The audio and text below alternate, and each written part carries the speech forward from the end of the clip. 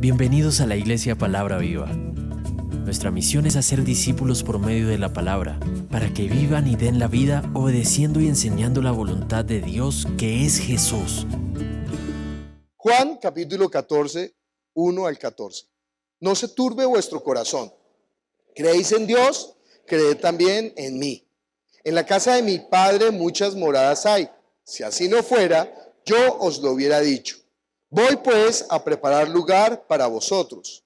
Y si me fuere y os prepararé lugar, vendré otra vez y os tomaré a mí mismo, para que donde yo estoy, vosotros también estéis. Y sabéis a dónde voy y sabéis el camino. Le dijo Tomás: Señor, no sabemos a dónde vas, pues podemos saber el camino. Jesús le dijo: Yo soy el camino y la verdad y la vida. Nadie viene al Padre sino por mí. Si me conocieseis, también a mi Padre conoceríais, y desde ahora le conocéis y le habéis visto. Felipe le dijo: Señor, muéstranos al Padre y nos basta. Jesús le dijo: ¿Tanto tiempo hace que estoy con vosotros y no me has conocido, Felipe? El que me ha visto a mí, ha visto al Padre. ¿Cómo pues dices tú, muéstranos al Padre? ¿No crees que yo soy en el Padre y el Padre en mí? Las palabras que yo os hablo, no las hablo por mi propia cuenta, sino que el Padre que mora en mí, Él hace las obras. Creedme que yo soy en el Padre y el Padre en mí. De otra manera, creedme por las mismas obras. De cierto os digo, el que en mí cree, las obras que yo hago, Él las hará también, y aún mayores hará, porque yo voy al Padre. Y todo lo que pidiereis al Padre en mi nombre, lo haré, para que el Padre sea glorificado en el Hijo. Si algo pidiereis en mi nombre, yo lo haré. Vamos a orar para que la palabra cumpla el propósito. El propósito de la palabra es que nosotros podamos conocer.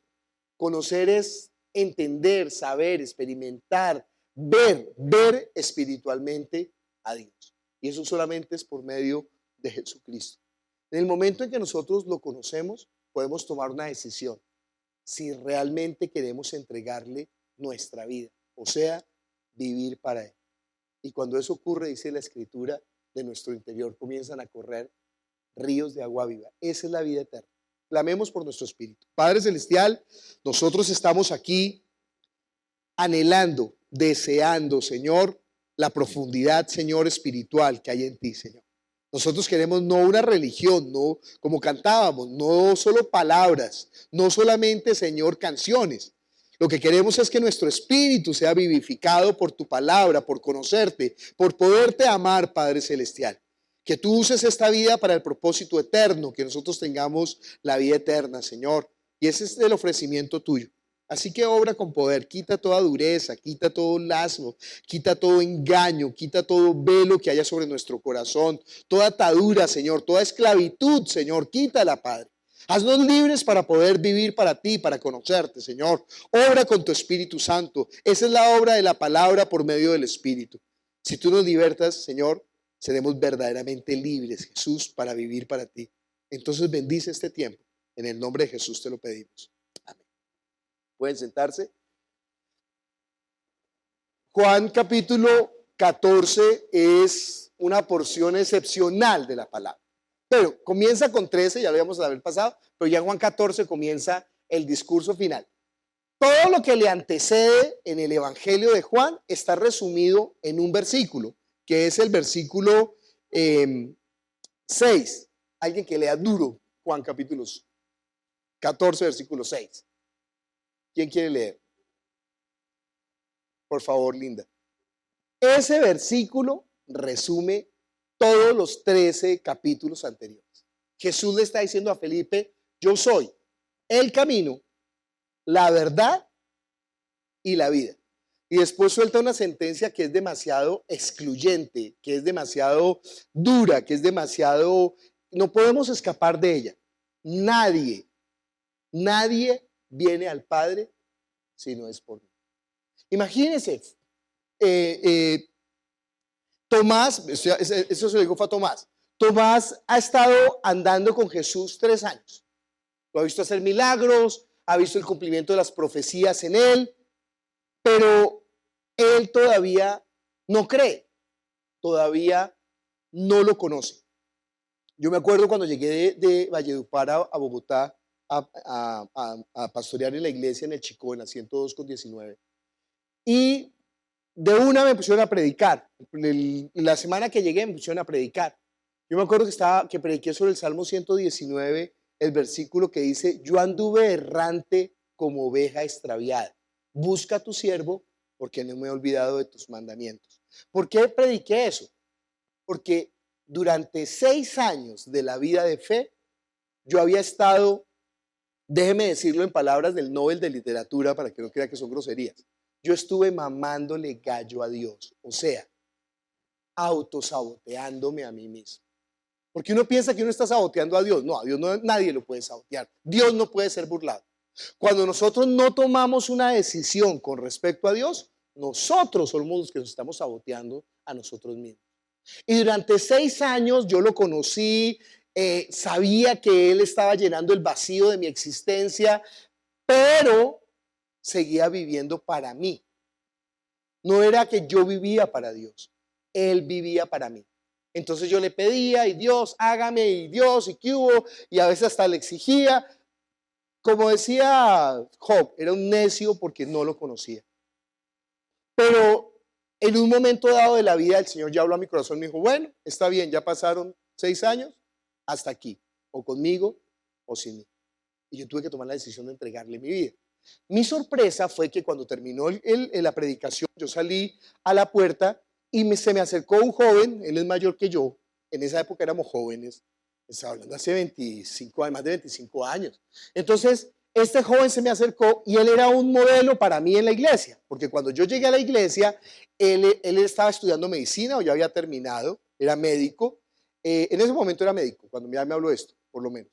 Él era un hombre que era ujier en la iglesia, entonces recibía a la gente, siempre estaba muy bien puesto. Su mamá Magola había sido cristiana todo el tiempo y entonces ella les había instruido en el camino de la fe. Él era como casi una columna de la iglesia, ¿no? O sea, era una persona que llevaba mucho tiempo. Pero esa vez cuando él salió me dijo: ¿sabes qué? Hoy decidí entregarle mi vida a Cristo. Hoy entendí que hasta el día de hoy yo había estado haciendo que Dios viviera para mí y yo no había querido entregarle mi vida y vivir para Él. Esto le está pasando a Felipe porque no ha entendido. Y yo creo que la mayoría de nosotros en la vida de fe tenemos eso. Por mucho tiempo, yo doy gracias a Dios por su paciencia. Conmigo fueron 6 años. Bueno, más de 6 años, pero digamos, sí, como 7 años. Y Él extiende esa misericordia sobre cada uno de nosotros. Pero nuestra esperanza, nuestro anhelo, nuestro deseo es que en algún momento cada persona que llega a una congregación entienda que Dios no vive para ellos, sino que nosotros fuimos hechos para vivir. Yo quiero que usted se pregunte hoy eso. ¿De verdad yo vivo? O sea, yo le entregué mi vida a Jesús. Dije: Señor, yo no voy a hacer mi voluntad, sino la tuya. Yo voy a usar todo mi ser para ti, para cumplir con tu propósito. ¿O usted solamente está diciendo: bueno, Señor, pues gracias por la salvación y ahora sírveme? Esas son dos posiciones diferentes en la vida de fe. Lo que estamos aprendiendo hoy acerca de Dios es que Dios es espíritu. ¿Cuál es el problema para nosotros en que Dios sea espíritu? Pues con los ojos de la carne y que con el pensamiento lógico no lo vamos a conocer, no lo vamos a ver y no lo vamos a experimentar. Entonces nosotros, imagínense, dice la Escritura que todos nosotros estamos muertos hablando espiritualmente. Quiere decir que no estamos conectados, no que no tengamos la existencia. La muerte espiritual no es que no existamos, sino que no tenemos la conexión con Dios. Y esa conexión solamente se puede dar en el espíritu. ¿Qué hizo Dios para resolver eso? Mire conmigo Juan capítulo 1, versículo 18.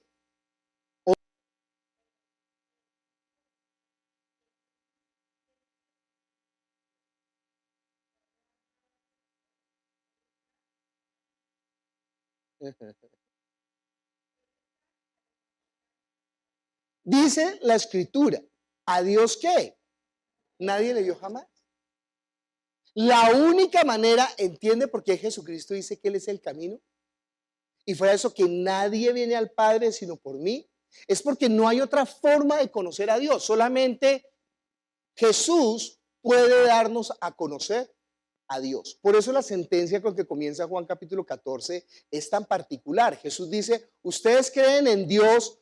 Pues yo creo que la mayoría de los que estamos aquí, creo que todos, creemos en Dios. ¿Sí? Difícilmente, a no ser que a usted le hayan prometido un sancocho esta tarde, y entonces vino por el sancocho. Pero creo que la mayoría estamos aquí porque estamos pensando, bueno, creemos en Dios. Pero eso no sirve. Por eso Jesús hace esa declaración. Si usted cree en Dios, ¿qué? Crea también en mí. Yo soy el camino, la verdad y la vida. Nadie puede tener vida en el Espíritu o venir al Padre si no es por Jesús. Entonces, cuando Jesús dice, crean en mí, ¿qué es lo que está pidiendo que creamos? Acuérdense que estamos en Juan, entonces tenemos que hablar en clave de Juan. Entonces, ¿qué es lo que Juan, el capítulo 1, 2, 3, 4, 5, 6, 7, 8, 9, 10, 11, 12 y 13 están hablando de quién es Jesús? ¿Qué es lo que nosotros debemos de creer de Jesús? Tenemos que creer de Jesús. Juan capítulo 1 comienza diciendo que Él es Dios. En el principio era el verbo estaba con Dios y el verbo era Dios. Y fíjese, en esa declaración tan sencilla del primer versículo de Juan, está hablando de la alteridad significa el otro, de la alteridad de Dios, o sea que hay más de una persona en Dios, no sé si la palabra correcta sería persona, pero que es uno. En el principio era el verbo estaba con Dios, alteridad, y el verbo era Dios, quiere decir que unidad. Y lo que dice Juan en el capítulo 1 es que el verbo de Dios, el logos de Dios, la palabra de Dios, se hizo carne, habitó entre nosotros y nos dio a conocer la gracia y la verdad de Dios, no de los hombres. Usted sabe, la verdad de los hombres es circunstancial, la verdad de los hombres es relativa, la verdad de los hombres no es absoluta, es una verdad parcial. Cuando dicen los humanistas, cada uno tiene su propia verdad, pues es verdad.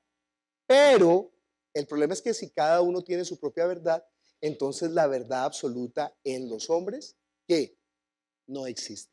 Porque todo depende desde el punto de vista que la veamos. Pero cuando nosotros hablemos de la verdad de Dios, es la verdad absoluta, o sea, lo que realmente es la verdad. Y la gracia es el favor de Dios. Es el amor que nosotros no merecemos. No merecemos porque todos nosotros tenemos las fallas grandes, de los cuales creo que la peor falla es no ser consciente de eso. A mí me gusta cuando nos reunimos con mi familia, estuvimos esta semana con mi familia, y entonces nosotros tenemos una relación particular, porque nos decimos todo.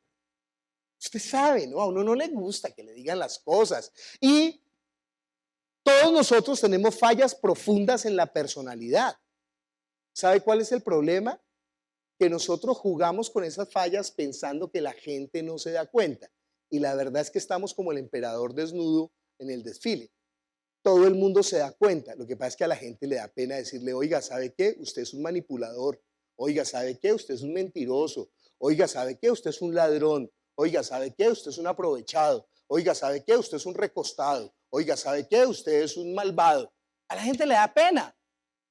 Pero creo que nosotros deberíamos de desarrollar la madurez en la vida de fe de que nos puedan decir las cosas para poder cambiar. Porque si a uno no le dicen, ¿sí? Hay gente que le gusta comerse los mocos y no se dan cuenta delante de la gente y no se dan cuenta. ¿Y qué? Y entonces y ellos no se dan cuenta. Créame, la persona no se da cuenta. Entonces uno, claro, uno no le va a decir, oiga, no se coma los mocos delante mío que me da asco. A uno le da pena decir eso. Uno siempre cuando el otro empieza el ejercicio ya uno mira para el otro lado. Ay, mira la araña, mira la araña. Y entonces mientras uno calcula el tiempo de la operación. Pero si uno es familiar, uno le dice, oiga, hermano, ¿usted no se ha dado cuenta que su merced delante de la gente se come los mocos? ¡Ah! ¿De verdad? ¿De verdad yo no me había dado cuenta? Claro que uno no se da cuenta de sus errores. Pero todos los tenemos. Todos los tenemos. Y nosotros en la vida de fe, Dios es tan bueno que Él con el Espíritu Santo nos va revelando nuestras falencias para que nosotros vayamos siendo transformados de gloria en gloria. Eso es lo que dice la palabra, el que comenzó la buena obra la perfeccionará. Ojo, si usted permite, si usted es consciente, si usted deja que el Espíritu de Dios obre. Porque si usted no reconoce, reconocer es lo que la Biblia habla, arrepentimiento. ¿Sí? Reconocer es decir, yo no puedo. Por mis propios medios, no puedo. Yo tengo una hermana que es tan linda, ¿no? Ella me dice que no diga más eso, pero ella es tan buena, es un ser humano impresionante. Yo le digo, ¿sabes qué? Tú siendo un mejor ser humano que yo, entonces te vas a perder si no haces la obra de Dios. ¿Entiendes esa diferencia? Porque hay una diferencia entre usar la vida para Dios y aún siendo bueno, usar la vida para sí mismo. Eso es lo que no sirve. Eso es lo que no conviene. Eso quiere decir que nosotros estamos fuera del plan de Dios, o sea, de la vida espiritual. Cuando nosotros no entendemos que esta vida tiene que ser usada para el propósito de ¿quién? De Él. ¿Dónde me ha puesto? Con mis defectos, con mis falencias, con mis errores, con mis luchas, con mis heridas. Y Él usa todo eso. Ahorita que estuve en Kennedy, se me acercó una persona al final, ¿no? Entonces empezó a decirme, Diego, yo me doy cuenta que usted insiste mucho en el pecado imperdonable y no explica muy bien qué significa eso. Y eso es una piedra de tropiezo, porque entonces usted debería de profundizar, porque la gente nueva no va a entender. Y entonces yo cuando él me estaba soltando el discurso, como yo soy tan malo, entonces yo me puse a pensar, este malvado ¿de qué escuela es? O sea, porque hay escuelas de malvados, ¿sí? Yo reconozco por discurso las escuelas de los malvados. Dije, este es de este grupo, ya lo identifiqué. Entonces le dije, mire, perdóneme si suena un poquito presuntuoso, no quiero serlo, de verdad no quiero serlo. Yo reconozco que tengo muchísimas fallas, de la manera como hablo, de la manera como me expreso, de mi carácter, ¿sí? Es más, he expuesto todo eso como una vitrina para que la gente sepa que no puede colocar los ojos en mí, que tiene que colocarlos en Jesús, obviamente, pero a veces no es tan obvio porque nosotros queremos adorar más la criatura que al Creador, siempre. Es más fácil honrar al hombre que honrar realmente a Dios. Entonces le dije, yo sé que yo tengo muchos defectos, pero con esos defectos le voy a decir como decía mi mamá, no importa que sea boqueto con tal de que silbe bien. Entonces, con mis defectos, yo he logrado, sinceramente, hacer la obra de Dios hasta aquí. Y de pronto puede ser que no dé más, que el palo no dé para cuchara. Puede ser que no dé más. No, yo sé que da más. ¿Sí? Esa es mi lucha en este momento. Yo sé que puedo dar más para el Señor. Le dije, pero yo he llegado hasta acá. Usted, que se lo estoy diciendo irónicamente, pero es verdad, seguramente es mejor que yo, es una mejor persona que yo, pues haga la obra usted hasta donde Dios lo quiera llegar. Sí, yo escribí en el Facebook, un hombre no vale por lo que es, un hombre vale es por lo que a pesar de lo que es, hasta dónde puede llegar, luchando contra sí mismo, hasta dónde puede llegar. Porque nosotros sostenemos esa lucha contra nuestras propias deficiencias, falencias, problemas, luchas. ¿Sabe qué es lo increíble de Dios? Que Él usará esas heridas, esos problemas, esas ataduras, esos conflictos, esas dificultades que todos tenemos para glorificar el nombre de Él, para que la gente se dé cuenta que a pesar nuestro vale la pena ser cristianos. La primera parte, eso significa la gracia de Dios, la gracia y el amor de Dios. La gracia y la verdad vinieron por medio de Jesucristo. Después en el capítulo 1, ¿qué es lo que está pidiendo Dios que crean de Jesús? Que Él es el Cordero de Dios que quita el pecado del mundo. Usted sabe, ¿no? Tomaban un cordero, confesaban los pecados sobre él, lo mataban y con esa sangre de ese cordero sin mancha y sin pecado, el sumo sacerdote podía entrar hasta el lugar santísimo para tener la comunión con Dios. Y después de que tenía esa comunión, él salía, esparcía la sangre sobre la gente y le decía, ¿saben qué? Nuestros pecados, ojo, hablaba en plural el sumo sacerdote, nuestros pecados ¿qué? Han sido perdonados. Pero dice el libro de Hebreos que nosotros ahora tenemos un sacerdocio ¿qué? Perfecto. Porque ya Él no está rogando por sus propios pecados, sino que el que no cometió pecado, por nosotros se hizo pecado para que nosotros fuéramos hechos justicia de Dios en Él. Quiere decir que Él cargó nuestros pecados. Si Él cargó con nuestros pecados, sépalo, sépalo. Nadie puede condenarlo a usted. Nadie. Porque si viniera alguien a condenar, ay, usted se robó. Sí, pero ¿sabe qué? Jesús pagó por mí. Sí me molesta. La verdad es que no estuvo bien. No voy a decir, sí, no importa, Él pagó por mí. Viejo, si esa es su actitud, tiene un problema serio. Porque al menos debería sentir cierto pudor contra el pecado. Entonces uno dice, sí, yo la embarré, pero ¿sabe qué? Afortunadamente, lo que yo no podía hacer, Él lo hizo. ¿Qué hizo? Pagó por nuestros pecados. Y nos lavó con su sangre como nunca hubiéramos pecado. Por eso podemos presentarnos, dice en el libro de Hebreos, confiadamente ante el trono de la gracia, delante del Padre. Y el Padre nos ve como si nunca. ¿Usted sabe qué es esa libertad? Yo no sé si a usted le ha ocurrido que haya cargado alguna vez un pecado, una deuda, y uno ahí y se esconde la deuda, y uno, ¿qué hago, Señor?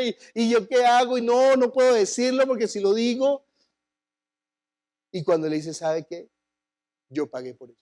Ya no hay acusación, ya Satanás no nos puede acusar.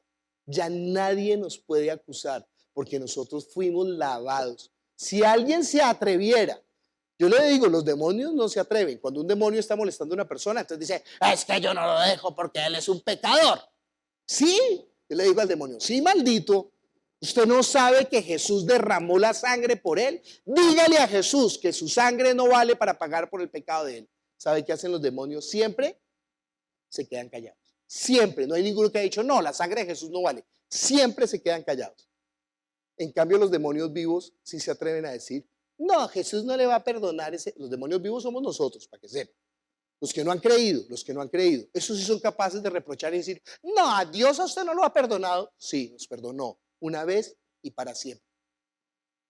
Él es el Cordero de Dios que quita. Si usted no cree eso, si usted creyó eso, muy bien, está en la puerta. Yo estaba asociando, no sé si estoy haciendo la asociación bien, pero estaba viendo como en el libro de Juan, como la entrada al tabernáculo. Porque empieza hablando de Dios, el que está por encima de todo. Después habla de la oscuridad, que es el desierto. Y después comienza a hablar del cordero que se sacrificaba fuera de la puerta. Entonces, la mayoría de la gente en el cristianismo conoce eso. ¿Qué? Que Jesús pagó por sus pecados. Y dice la Biblia que si nosotros confesamos eso, somos salvos. Ya son salvos, aunque están fuera de la puerta. ¿Entiende eso? O sea, cuando yo soy salvo, Él vive para mí. Cuando ya yo tengo la vida en el Espíritu, yo vivo para Él. Esa es la diferencia. Eso es lo que enseña después. La segunda parte de Juan capítulo 1 dice, Él es el Cristo, Él es el Rey de Israel. Las dos cosas. Él pagó por nosotros, Él es el ungido, Él es el que Dios designó para pagar por nuestros pecados, Él es el Cristo. Y lo segundo, Él es el Rey. El rey significa que usted decide entregarle su vida. Yo no sé cuándo ocurra eso. Yo le puedo decir en mi vida cuándo ocurrió. Por mucho tiempo, lo que yo le digo, por mucho tiempo, yo me autosaboteaba. Y yo buscaba, bueno, Señor, está bien, hagamos un trato. Yo te entrego este pedacito, pero mi vida sigue siendo mi vida. Yo te doy esta parte, pero tú sabes, espérame, que es que no me he decidido todavía y es que me gusta tanto estas embarradas que hago, pero mentiras. Cuando él me confrontó me dijo, ¿es feliz? Y yo tuve que hablar en plata blanca y decirle, no soy feliz, no soy feliz. Teniéndolo todo, no tenía nada, era miserable, vacío, estaba en tinieblas, en oscuridad y la vida no tenía sentido. Y él en su bondad, en su misericordia, me preguntó, ¿cuándo has sido feliz? Y yo tuve que ser honesto con él y contestarle, solamente cuando he estado en comunión contigo. Digo, bueno, yo quiero que esa comunión sea que para siempre. ¿Usted entiende esa misericordia, ese amor que no merecemos? Mire cómo es cuando se muere un papá en la casa. Si usted es papá y tiene algo que dejar de herencia, ojalá resuélvalo de una vez. Usted no sabe el lío que es eso.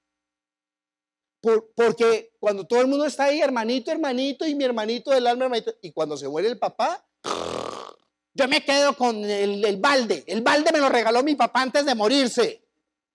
Así sea un balde. El espejo de mi abuelita, ella me lo regaló a mí me lo regaló. Y si es plata, son capaces hasta de mandarlo a matar con tal de colgar la herencia. Sépalo cómo es. Todo el mundo quiere la mejor parte y no le importa dejar a los hermanos en la miseria. Y los que más tienen, oiga, yo no conozco su vida, no piensen que le estoy echando vainas. Los que más tienen son los que más tienen las agallas grandes. ¿Sabe cómo es Jesús? El Padre lo hizo heredero del reino de los cielos. ¿Sabe qué dice Jesús? Yo quiero que esté conmigo. ¿Y sabe qué? Yo quiero que esté sentado conmigo en el trono. Yo quiero que usted esté sentado conmigo en la mesa. Yo quiero que sea columna. Venga, venga, venga. Ahí les dice en Juan capítulo 14, ¿sabe qué? Yo voy a preparar lugar. Y nosotros somos tan tontos que estamos cambiando las algarrobas de los cerdos por el lugar de herencia del Padre. ¿Por qué? O porque no entendemos, por eso nos toca hablar, o porque somos tan malos que nuestro corazón está en este mundo todavía.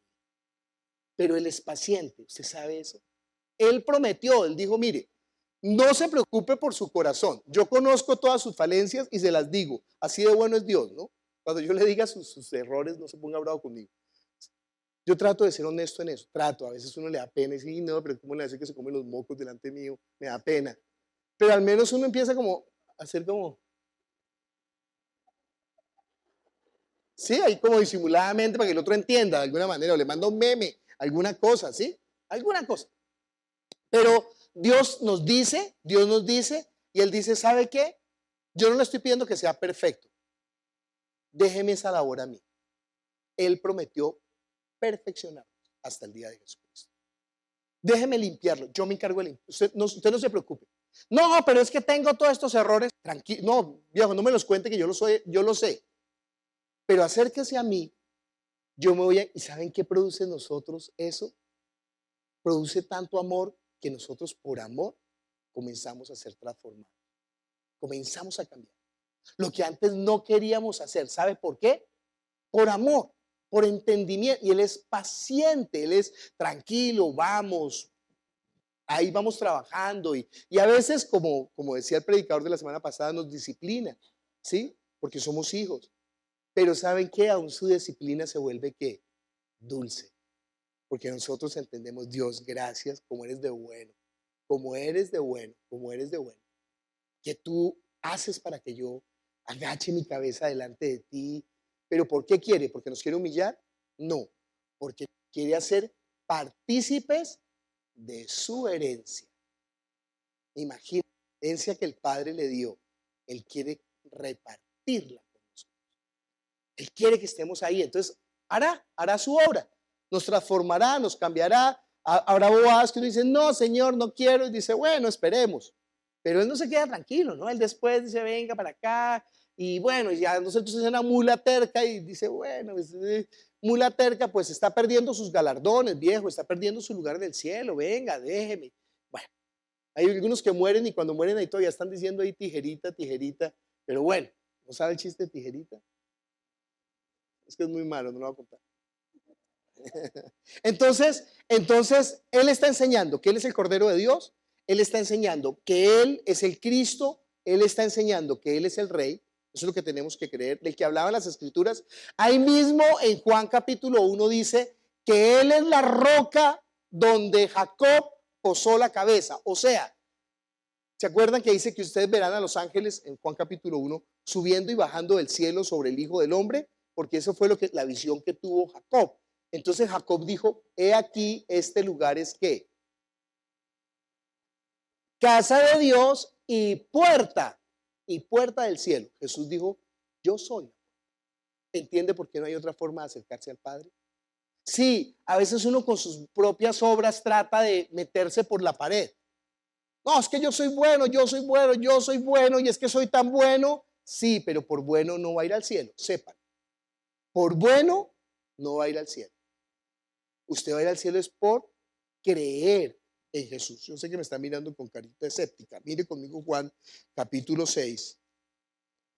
No es por bueno que se va al cielo, sepan. Juan capítulo 6, versículo 28.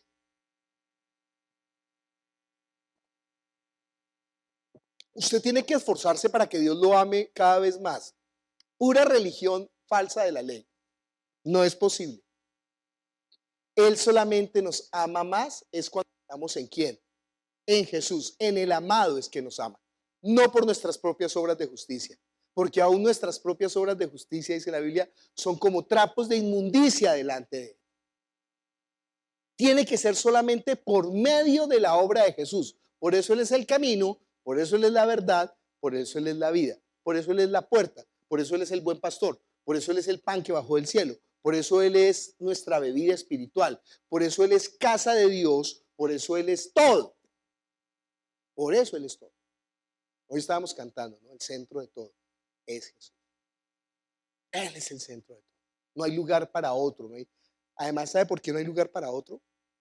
Porque nosotros no resistiríamos esa gloria, nos envaneceríamos, nos pasaría como el guante de Thanos que nos consumiría apenas lo usáramos, ¿no? No aguantamos esa gloria. Ay, ustedes no han visto Adventure. ¿Le hago el spoiler o qué? Nosotros no resistimos la gloria de Dios. Como objetos de la gloria. Pero ¿sabe cómo resistimos la gloria de Dios? Como vasos de su gloria. Eso es demasiado bonito, porque Él sí quiere compartir su gloria. Pero no como objeto, sino como vasos. Y en ese momento, ríos de agua viva correrán de nuestro interior. Tan tontos, no, nosotros no entendemos. Entregue la vida. El que quiera ganar su vida, la perderá. Pero el que entregue su vida por causa de mí, la ganará para vida eterna. ¿Estábamos leyendo qué?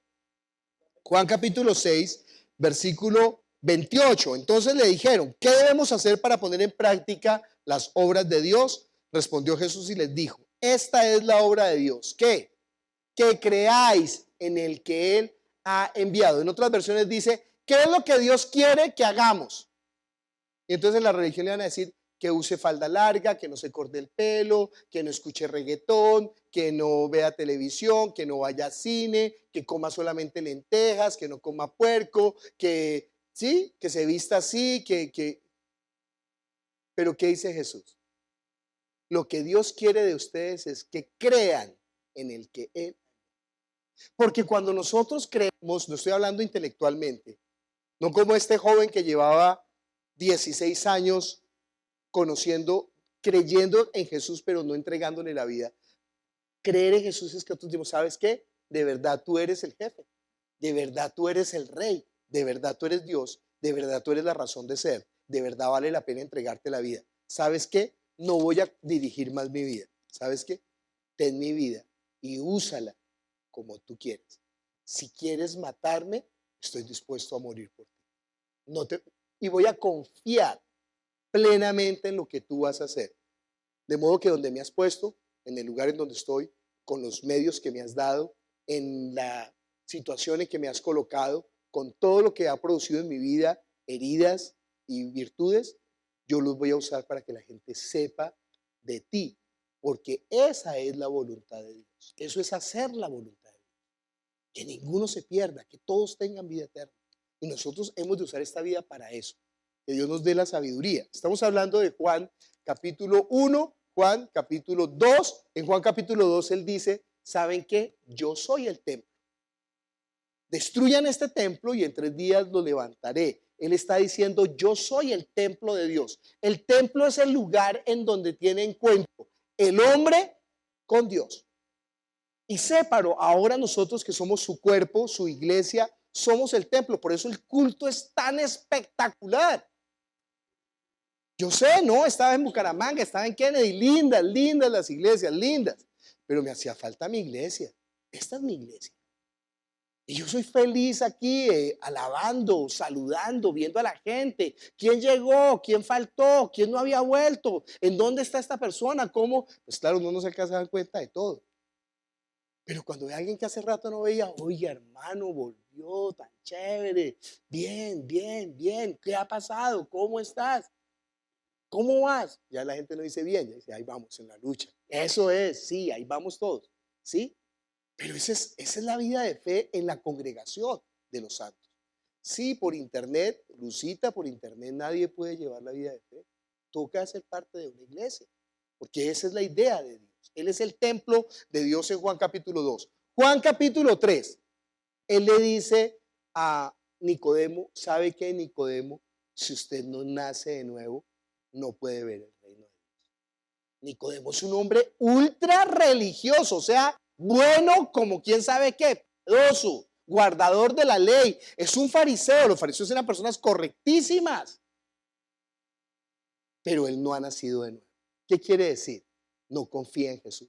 Y Jesús le da una imagen que él conoce muy bien, porque cuando el pueblo de Israel empezó a murmurar contra Dios, los empezaron a picar las serpientes en el desierto. Dios dijo, hagan una serpiente de bronce, levántenla sobre un palo. Todo eso son símbolos de maldición en el Antiguo Testamento. Y todo aquel que mire a la serpiente será ¿qué? Sanado, se va a salvar.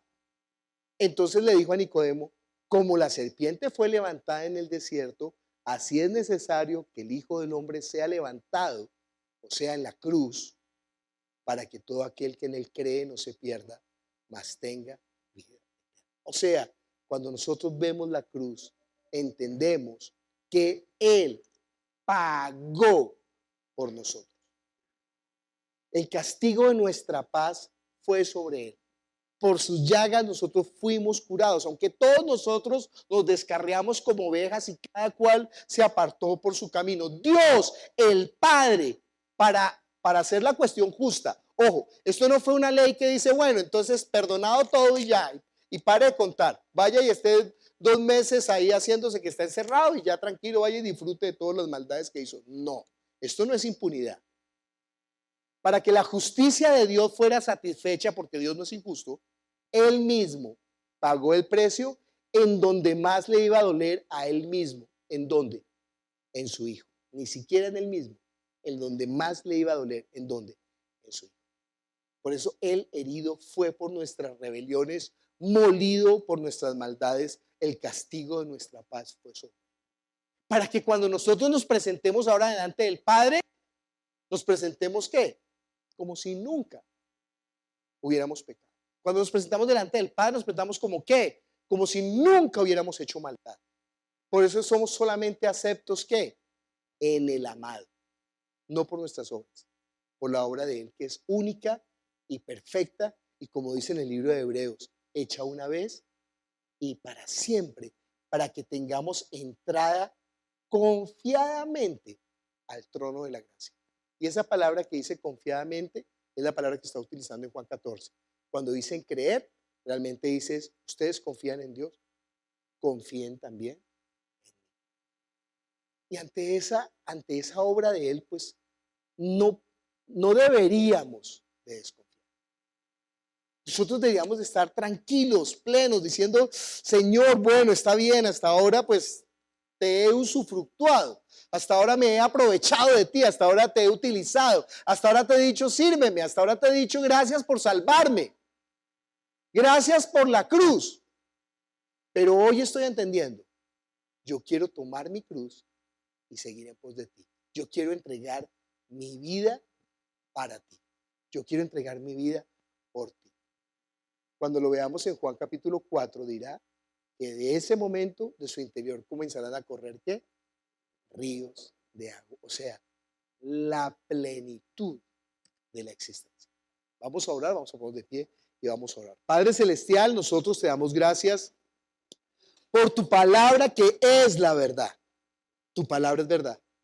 Señor Jesús, tú no nos dijiste que creyéramos a ciegas, al contrario, Nos diste todo el peso de la verdad para poder creer en ti.